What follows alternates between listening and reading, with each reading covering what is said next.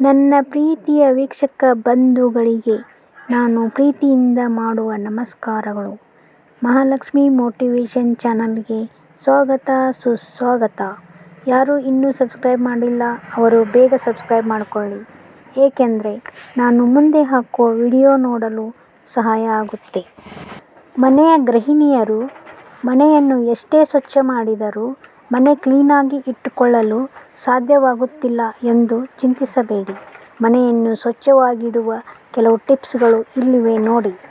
ಮೊದಲನೆಯದಾಗಿ, ಅಗತ್ಯಕ್ಕಿಂತ ಹೆಚ್ಚಾಗಿರುವ ಪಾತ್ರೆಗಳನ್ನು ಕಟ್ಟಿ ಮೇಲೆ ಇಡುವುದು ಮತ್ತು ತೂತು ಬಿದ್ದಿರುವ ಪಾತ್ರೆಗಳನ್ನು ತೆಗೆದುಹಾಕುವುದು. ಎರಡನೆಯದಾಗಿ, ಮಕ್ಕಳ ಹಾಗೂ ಮನೆಯವರ ಹರಿದ ಬಟ್ಟೆಗಳನ್ನು ತೆಗೆದುಹಾಕುವುದು ಮತ್ತು ಹೊಸ ಹೊಸ ಬಟ್ಟೆಗಳನ್ನು ಐರನ್ ಮಾಡಿ ಕಬೋರ್ಡಲ್ಲಿ ಇಡುವುದು. ದಿನನಿತ್ಯ ಬಳಸುವ ಬಟ್ಟೆಗಳನ್ನು ಕಬೋರ್ಡಲ್ಲಿ ಇಲ್ಲವೇ ಕಪಾಟುಗಳಲ್ಲಿ ಮಡಚಿ ಇಡುವುದು. ಮೂರನೆಯದಾಗಿ, ನಮಗೆ ಅಗತ್ಯಕ್ಕಿಂತ ಹೆಚ್ಚಾಗಿರುವ ಹಾಸಿಗೆಯನ್ನು ಮೇಲೆ ಕಟ್ಟಿ ಇಡುವುದು ಹಾಗೂ ಹರಿದ ಹಾಸಿಗೆಯನ್ನು ತೆಗೆದುಹಾಕುವುದು. ನಾಲ್ಕನೆಯದಾಗಿ, ಅನಗತ್ಯ ಪುಸ್ತಕಗಳನ್ನು, ಮುರಿದ ಸಾಮಾನುಗಳನ್ನು ತೆಗೆದುಹಾಕುವುದು.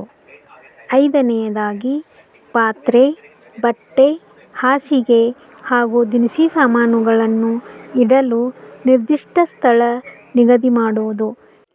ಪಾತ್ರೆಗಳನ್ನು ಸ್ವಚ್ಛಗೊಳಿಸಿ ಸರಿಯಾಗಿ ಜೋಡಿಸದಿದ್ದರೆ ಅಡುಗೆ ಮಾಡುವಾಗ ಚಮಚ, ಲೋಟ, ಪಾತ್ರೆಗಳು ಕುಕ್ಕರ್ ಸಿಟಿ ಸಿಗದೆ ಪರದಾಡಬೇಕಾಗುತ್ತದೆ.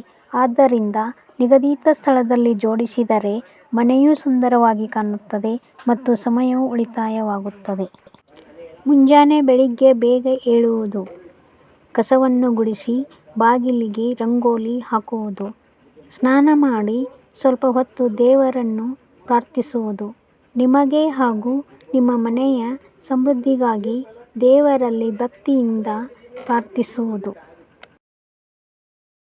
ಕೆಲವೊಬ್ಬರು ಬಟ್ಟೆಗಳನ್ನು ಒಣಗಿಸಿ ಕುರ್ಚಿ ಮೇಲೆ ಇಲ್ಲವೇ ಸೋಫಾ ಮೇಲೆ ಇಡುತ್ತಾರೆ.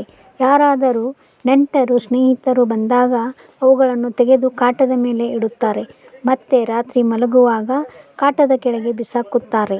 ಬಟ್ಟೆಗಳನ್ನು ನಿಗದಿತ ಸ್ಥಳದಲ್ಲಿ ಇಟ್ಟರೆ ಅಲ್ಲಿಂದ ಇಲ್ಲಿ, ಇಲ್ಲಿಂದ ಅಲ್ಲಿ ಮಾಡುವ ಅವಶ್ಯಕತೆ ಬರುವುದಿಲ್ಲ.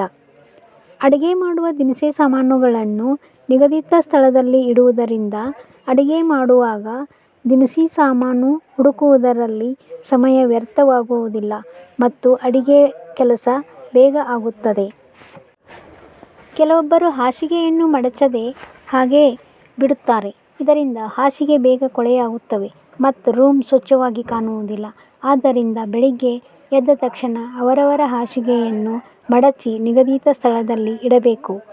ಮಕ್ಕಳ ಪುಸ್ತಕ, tie, belt, ID card, tiffin box ಎಲ್ಲವನ್ನೂ ಸರಿಯಾದ ಸ್ಥಳದಲ್ಲಿ ಇಟ್ಟರೆ ಮಕ್ಕಳು ಶಾಲೆಗೆ ಹೋಗುವಾಗ ಹುಡುಕುವ ಅವಶ್ಯಕತೆ ಇರುವುದಿಲ್ಲ.